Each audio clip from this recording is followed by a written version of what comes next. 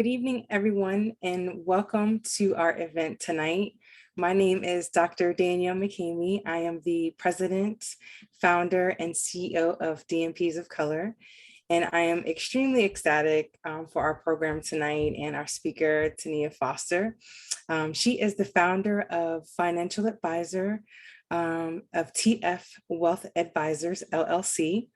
She has worked in the financial services industry for over 6 years with experience assisting with high net worth individuals and business owners. She began her career working in 401k space, helping state and local government employees reach their retirement goals. As a financial advisor, Tania creates customized guidance based on her client's entire financial picture. She believes that trust is the foundation of every great relationship, and the relationship with your advisor should be no different. She's been featured in several financial publications, including CNBC, Yahoo Finance, US News and World Report, Fiduciary News, and Go Banking Rates. And she's also been a consistent, passionate supporter of DMPs of Color, having sponsored our previous virtual graduations, and now bringing us much needed education for us in terms of financial literacy and how to tackle debt. So without further ado, it is much pleasure I present to you, Ms. Tania Foster. Thank you, Danielle. Thank you so much. Good evening, everyone, and thank you for having me be a part of, DMPs of Colors. I think it's a wonderful thing that Danielle is doing, and I'm just so happy to be part of it. So, as Danielle mentioned, I'm Tania Foster, and I am a financial advisor. I work with individuals, professionals, to help them create a plan, basically, of get their financial house in order. And we do that in several ways. It could be talking about financial planning, it could be investing, it could be several things. So today I would love to talk to you about student loans and how to balance that with planning your financial future. It's extremely challenging. I have student loans. My husband, who has his PharmD, has student loans. So it's almost night and day when you have it figured out and make changes as you go along.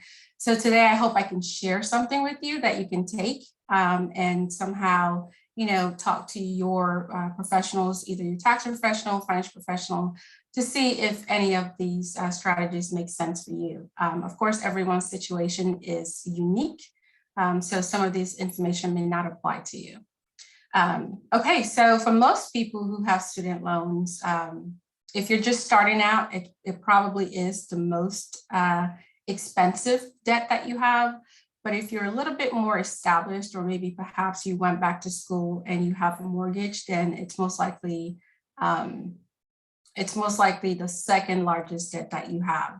So trying to find a way to balance, taking care of your obligations and planning your financial future, again, can be challenging. So our agenda for today really is to talk about some current issues facing student loan borrowers. We'll talk about some financial planning, why financial planning is critical to your success.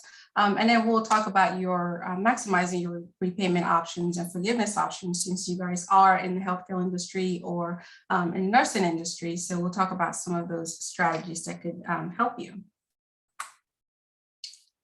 All right, so just some current issues facing student loan borrowers. Right now, student loan stands at $1.7 trillion. 60% of US adults with student loans are having to put aside or set aside their financial goals, whether that's purchasing a home, saving for retirement, or even starting a family, just because of the student loan debt. However, 6 in 10 degree holding adults do believe that going to school, getting their degree did open up opportunities for them to get into a higher paying career or just career growth in general. And then 1/3 of nurses with graduate degrees have more than $70,000 in their student loan debt. And then, of course, women hold about 2/3 of US student loan debt. So you can see some of the challenges that a lot of adults are facing when it comes to student loan. And then there's, of course, cost to setting aside your financial goals to take care of your student loan. So trying to find that balance, it's my goal. It's to help you figure out how to balance it out. And then this graph just tells you, it's up to you to fund your own retirement today. So decades ago, most retirees relied heavily on their pension as a source of income in retirement, followed by their Social Security and whatever savings that they have. Unfortunately, that's not the case today, right? So you'd be hard pressed to find an employer who offers a pension, unless you're working for a government agency, or perhaps you find that small employers that offer a pension. But today it's up to you to fund your own retirement, either through your 401k, through your own savings, but it's going to be based on your own nest egg, what you've done to set aside money. And that's not even enough to make sure that you have, it's not enough just to save. It's important for you to be intentional, because now we're facing higher inflation, we're facing longevity, people are living a little bit longer. And then high cost of healthcare, that's going to eat into your retirement nest egg. So it's important to start as early as you can, being intentional about it and figuring out your finances so you can make the decisions. But your nest egg really is going to fund your retirement, followed by Social Security. And as we know, the future of Social Security is bleak. So, you're not going to be able to live the lifestyle that you want, heavily relying on Social Security. And of course, pension only covers just a small amount of retirement savings. So where do we start? As I mentioned, I have student loans, my husband does as well. So these are some of the things that we've done and that I've done with clients to help them figure out a balance. So the first thing you want to do as it comes to any of your finances is to make sure that you understand where you are, right? Budgeting is the best and easiest way for you to figure out your overall financial picture. It lets you control what you spend, control the funds that are coming in, and helps you in terms of, telling your money where to go. So how do you create a budget? The first thing you need, of course, is your fixed expenses. You need your variable expenses, and then your monthly income after tax. So this is just taxes taken out, not including your 401k savings that you have taken coming out of your paycheck, or even any health insurance premium that you're paying. So in terms of your variable expenses, what you want to do is, these are expenses that maybe your light bill, it changes every month. So figure out what you typically pay a year, and then divide that by 12. That should give you the fixed monthly expenses, and then just add that with your variable, and then add that with your fixed expenses and subtract from your net income to see where you stand if you have, if you're having more a surplus, or if you have a shortfall. And if you have a shortfall, of course, you can come up with strategies to increase your cash flow, whether that's, cutting back on debt, or cutting back on spendings, eating out, cutting back on eating out, opting to take your lunch with you. This also allows you, so when you examine your expenses, let's say, you've had your car insurance for a long time, it might be, a good idea to shop around for something cheaper if you have a shortfall. But if you have a shortfall, but let's say you have a surplus, right? You can, now you have more money to set aside towards your goal. Lots of people use the 50-30-20 rule, which is 50% of your income goes towards your necessary expenses, and then 30% goes towards your discretionary, and 20% goes towards your savings or your debt. Now that's just a rule of thumb, right? So how that looks depends on your unique situation. I've just kind of got this broken out a little bit. If you have more debt from creating your budget, does it make sense for you to, cut down on your discretionary spending and increase your the amount that you're putting towards your debt? And then I would encourage you to also look at your bank statement. I would pull the last 3 bank statement and go through it, because sometimes, and I've experienced this while working at the bank, you may think that you canceled a subscription, but something happened, there was a miscommunication, and you're still being charged for it. So, typically your last 3 bank statement, if you review them, they should let you know if you have any subscription payments that are coming out of your paycheck that you are not aware of. And then once you figure out what, where you stand, the next step is to create a financial goal for yourself. So there's a quote by Benjamin Franklin. He said, those who fail to plan to fail. So it's super important to create a healthy financial habit. And all of that starts with identifying and defining your goals. That means, if your goal is to build up an emergency savings fund, or maybe to save towards your down payment for a home, you want to break it down and give it some time, in terms of how long do you have to reach that goal. So personally, I like to use the SMART goal plan to create a financial plan. And it really just means being specific about, S stands for being specific, right? Be very specific and clear about your goals. What do you want to achieve? That's emergency fund, or saving for a down payment for a house. And then what will it take for you to get there, right? Do you need other resources to get there? And is it possible for you to have a conversation? So if you have a spouse, you may want to have a conversation with your spouse, so you can figure out, how you can work together to achieve your goals. And then make sure that your goals are measurable. You want to quantify your goal to ensure that so you know what you're aiming for. This is where you answer the how question, right? How are you going to get there? And then make sure that your goals are achievable. You've just examined your budget. You now understand you now know where you stand. What will it take for you to achieve that goal? So let's say you decide you need to build up your emergencies fund up to $1,000, and you examine your budget, and your budget doesn't allow you to save $1,000. So you want to make sure that you create a plan that's going to help you get there, whether that's cutting back on expenses, or making some behavioral or financial changes. And then be realistic. The easiest way to get defeated when it comes to planning is to set your expectations too high and above your means. Just remember that being consistent, it helps you build that habit of saving, and ultimately being consistent, no matter how small it is, it will yield good result in the end. And then lastly, you definitely want to put a timestamp on it. If you're trying to save, when do you need to save X amount of dollars? When do you need the funds? And then just map out your goals. So I love the SMART plan. It helps you plan things out. I would encourage you to even have a piece of paper, write down your goals, put them somewhere that you can see them every day, because this is going to help you if there is a big purchase that's coming up, and it'll help you remember that you have other goals that you're trying to reach, so you can avoid impulsive buying.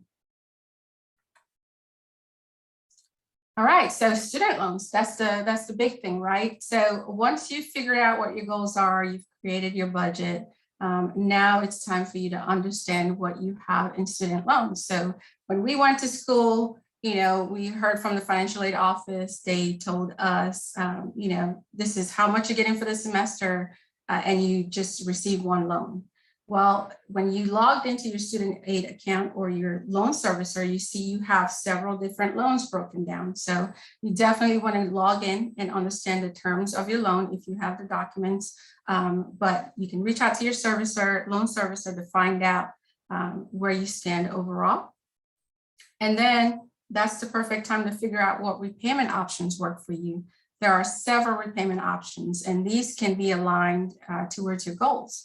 Are you looking to pay less interest? Are you looking to lower your payment because you're not able to meet other financial obligations? Which income-driven plan makes sense for you and for your income, because there are 4 different types, and they work for different ways based on your unique situation. Or do you need to temporarily pause your loans, or should you apply for the public service loan forgiveness to help you eliminate it? So understanding where you stand, understand the requirements of your loan, understanding the interest that you pay, and also if you have private loans, you want to gather information to see what the next steps are. We're kind of in a very interesting interest rate environment right now. So you definitely want to know where you stand and not have that accumulate.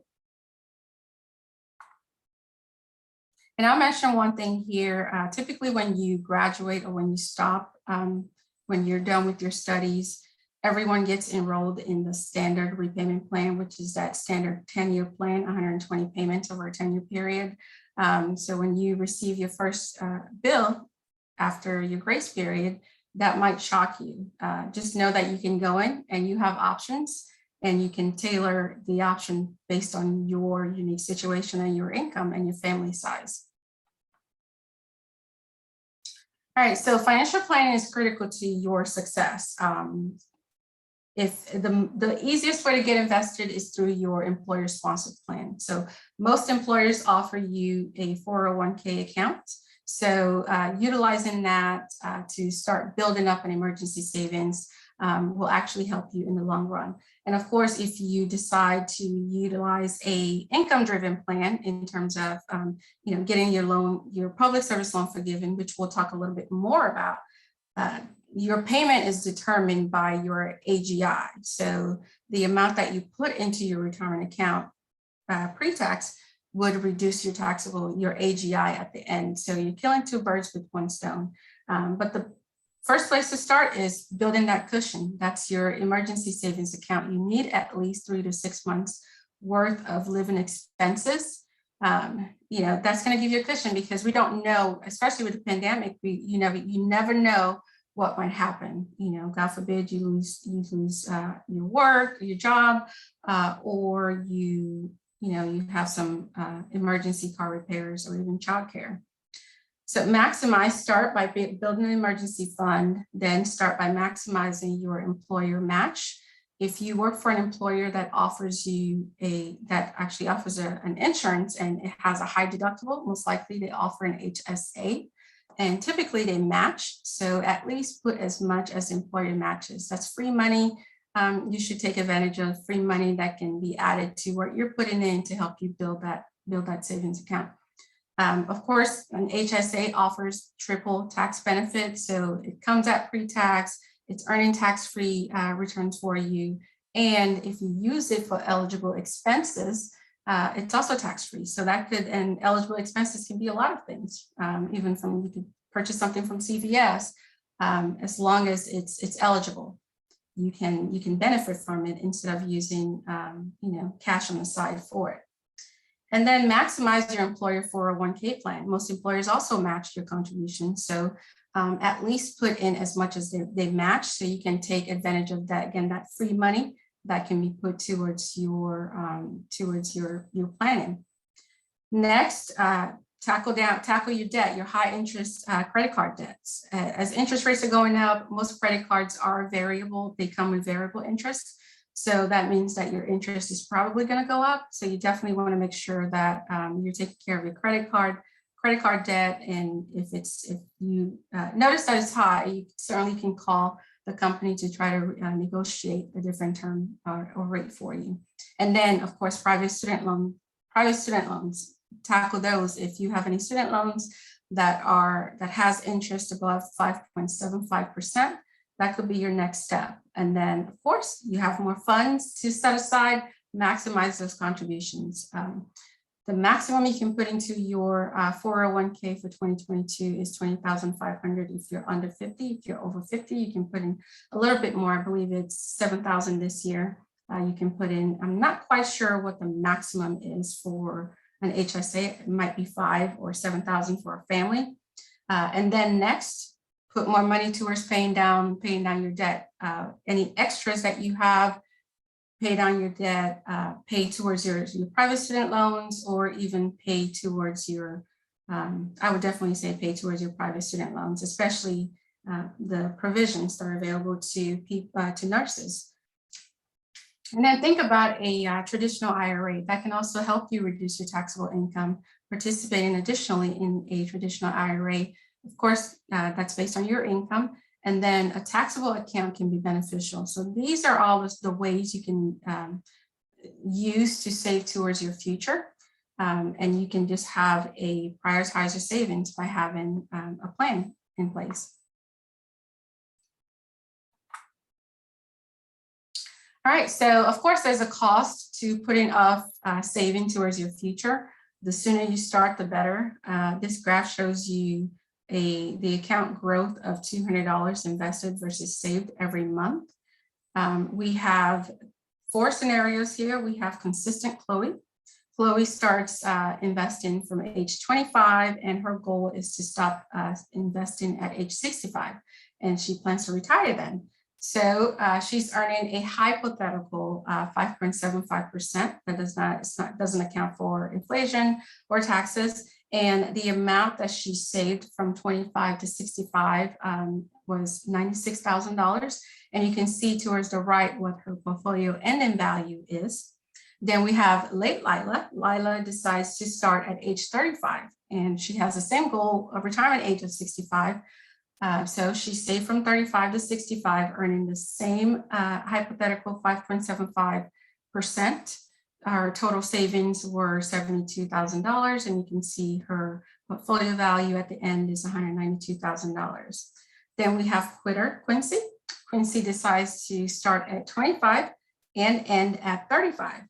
He's also earning the same amount of interest rate, but he only accumulated $24,000 in his savings, and of course his total is $176,900.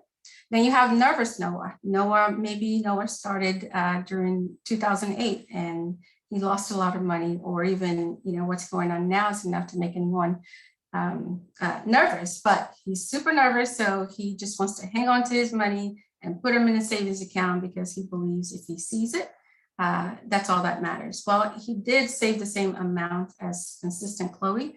However, of course, that's sitting in cash, earning 1.1%. He didn't quite fare as well as Chloe did.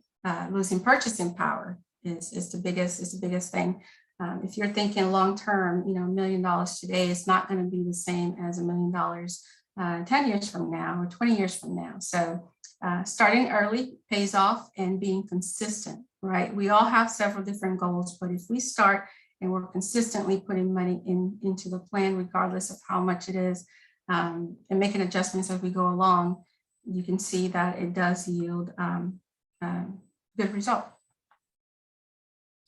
All right, so you all work in the healthcare industry, you're nurses, so there are special programs that are available for you in terms of getting rid of those loans that you have and getting you back on your feet. So public service loan forgiveness is well known. When it was first created, not a whole lot of people were familiar with it. I think it probably maybe in the last 5 years, more people started talking about it, but it was established under the College Cost Reduction and Access Act of 2007. The program went into effect in October of that year. And what it does is it grants you loan forgiveness on any remaining balance from a federal direct loan after making 120 qualifying payments. However, you had to be in a qualifying repayment plan. You had to work for a qualifying employer, and you had to ensure that you made your loans on time. So it had a lot of technical requirements. So a lot of people weren't taking advantage of it. I think as of last time I checked, maybe 99.98% people were declined because it was too technical for a lot of people to fully understand. No one really knew, if you already worked for a qualifying employer in the last 10 years, you thought you could just call them and they would just cancel your loan. So not many people were qualified for it.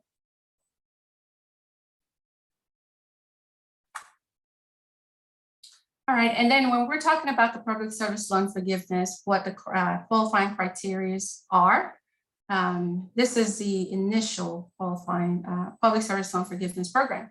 So in order for you to qualify for that program, you had to be in a 10-year standard repayment plan or one of the 4 income-driven repayment plans. That's the income-based repayment plan, the income contingent repayment plan, pay as you earn, and revised pay as you earn. In addition to that, you had to meet qualifying full-time employment. So that's working full-time as defined by your employer or at least 30 hours a week. So if you worked for a qualifying employer, even part-time, on a part-time basis, if you worked for two, you could combine the two employment as long as it's 30 hours a week to qualify. And you could work for any government organization that's local, that's state, local, federal, military, or any tax exempt organization, including religious organizations. Tax exempt as in the IRS defines them as tax exempt. Now, under normal circumstances, if you're going for forgiveness, perhaps the 10-year repayment plan wouldn't make sense, because at the end of 10 years, after making 120 payments, you won't have anything left to be forgiven. So under normal circumstances, that probably wouldn't make sense for individuals who are eligible to take advantage of the Public Service Loan Forgiveness Program, such as yourselves. All right, so as I mentioned initially, when the Public Service Loan Forgiveness Program was implemented, it was too technical. So more changes have been added to it. I believe in 2008 through 2018, through President Trump, they expanded it. They added the temporary expanded Public Service Loan Forgiveness Program, which removed the qualifications, the required qualifications under loan types, right? So it removed that qualifications. However, still, it still had some problems. Not many people were benefiting from it. So recently, there's a limited waiver that's available for anyone, as long as you apply before October 31, 2022, you certify employment before October 31, 2022. So this was established because of a response from COVID-19, and it made some changes in terms of, past payment, any payments that you made, regardless of whether they were partial, regardless of whether they were full, they were late, or under which repayment plan you used, they would qualify. They would count towards your 120 required payments. So you still have to meet the eligible employer criteria, but all other requirements are waived so long as you apply before that time frame. To learn more, you can visit studentaid.gov/PSLF. And once you log in, you're able to run a couple of scenarios for you. It'll tell you if you qualify. You can plug in your employer's information to figure out if that employer or those employers qualify. If you've been making payments and you were denied previously, you can have your case re-examined. There is limited funds for the program, so you definitely want to try to take advantage of it as you can. And with this program, more loans have been forgiven through the program.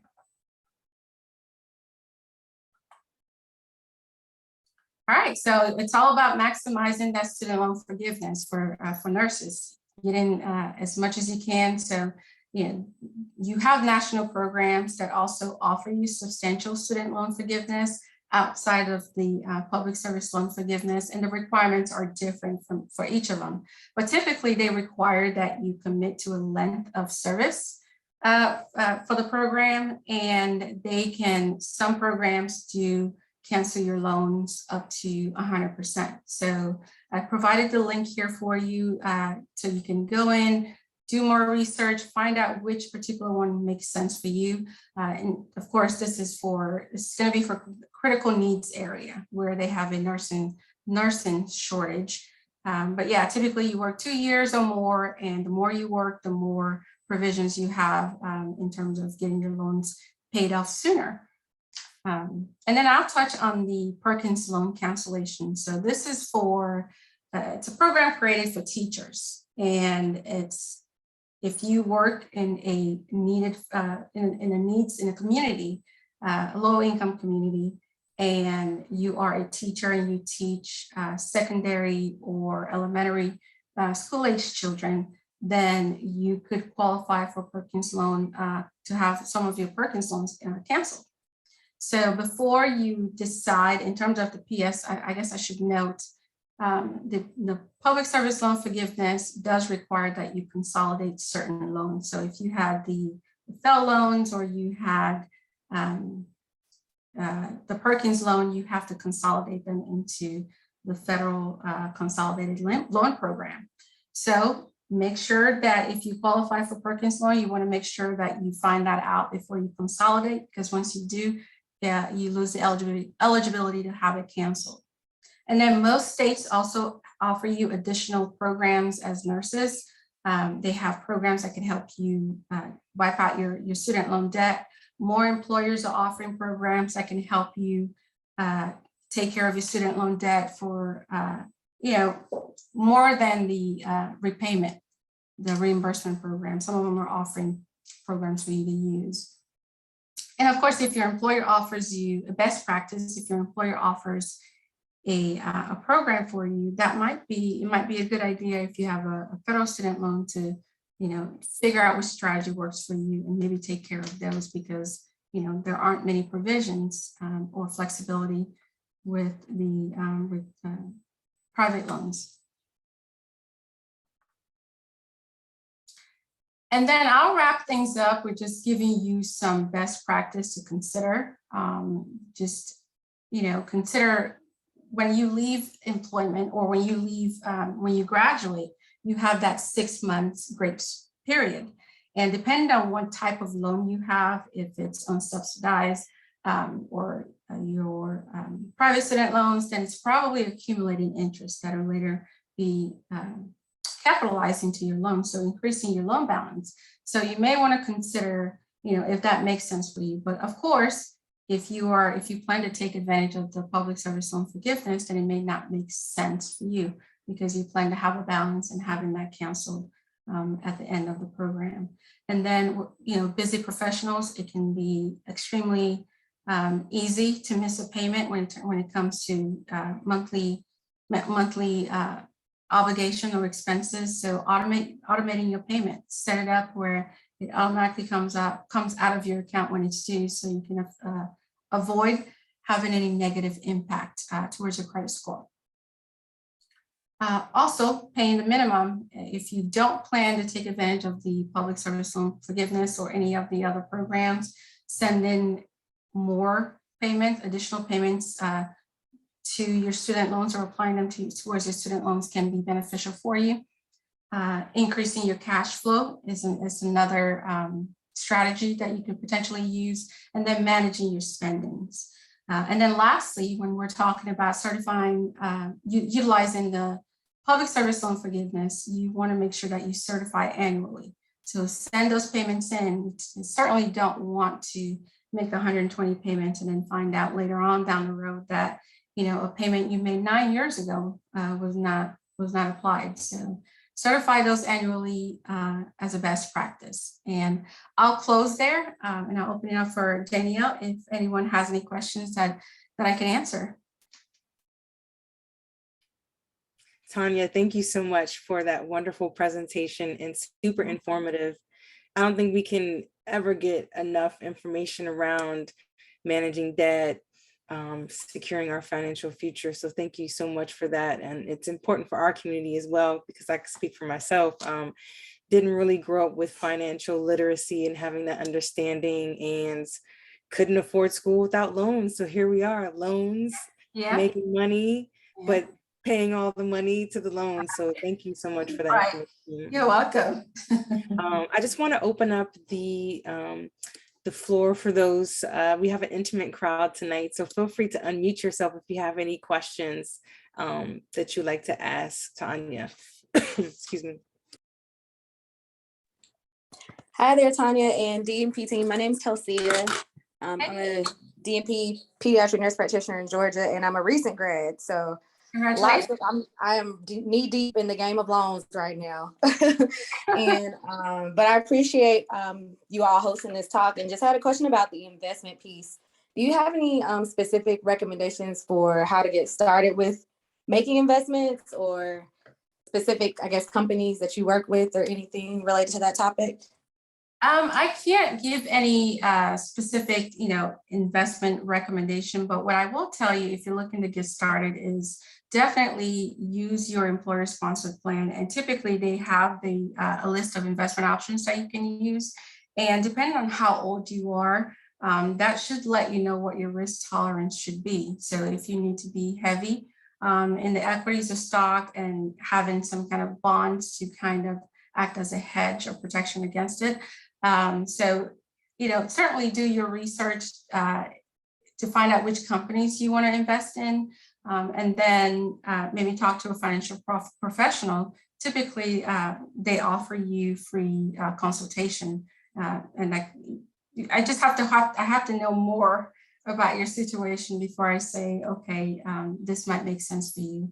But just doing your research before you invest, and then if you decide to use a brokerage firm, perhaps they have a telephone number that you can call, and they can also provide you with the specific recommendations. Okay, thank you. I really appreciate it.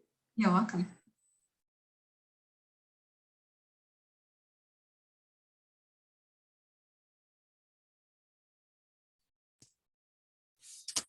Tania, if you wanted just to share a little bit more about your, I guess, just give you opportunity to share more about TF Wealth Advisors and how we can get in contact with you, and what type of services you offer. And do you have, plans specific to healthcare providers? Because I feel like we have unique situations, but I could be lying or making that up. No, you do, because there are some tax strategies that you can use. And of course, investment strategy and finding out which repayment plan works for you. Working with someone that's knowledgeable in that area. So what I do is I work with professionals who are busy and they're looking to organize their financial life. So that could be someone who maybe they have just one goal that they want to work on. Maybe that's purchasing a house. So we'll sit down and we'll analyze their current financial situation. Then we'll make a plan in terms of how do we, where you are right now, what do you need to do, what your goals are, and then putting together a strategy that can help them get there. And that strategy could include investing.